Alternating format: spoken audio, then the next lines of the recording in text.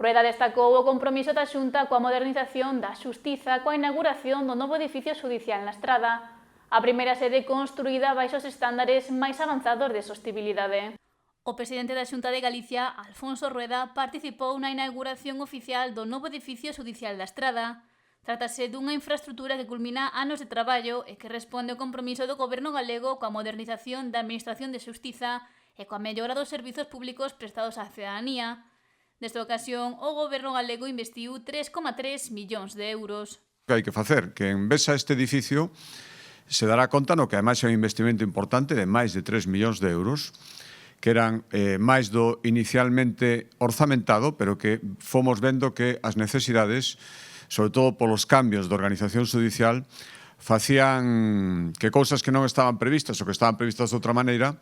houbera que afrontalas. E aquí está todo, este é un edificio para o futuro. Trátase do primeiro edificio xudicial en Galicia concebido baixo os máis avanzados estándares de sostibilidade, con elementos como unha coberta vexetal, 7 patios interiores con luz natural e un deseño que cumpre os requisitos europeos de edificios de consumo case nulo exixibles antes de 2030.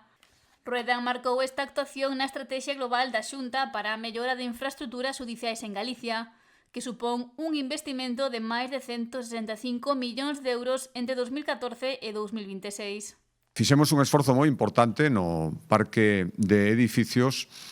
xudiciais en Galicia. Creo que hai un antes e un despois clarísimo, dende que fixemos o plan de infraestructuras xudiciais hai uns cantos anos. A verdade é que se fixeron moitísimas cousas. Nomeaba o presidente do Tribunal Superior de Xustiza probablemente o máis icónico de todos, que esa transformación espectacular, é complexa, é costosa, pero que creo que valeu a pena, sin ninguna dúbida, do antigo Hospital Xeral de Vigo á Cidade da Xustiza, que ahora mesmo é un referente en toda España e que é coñecida, eu creo que en todas as comunidades autónomas, que ademais viñeron a vela como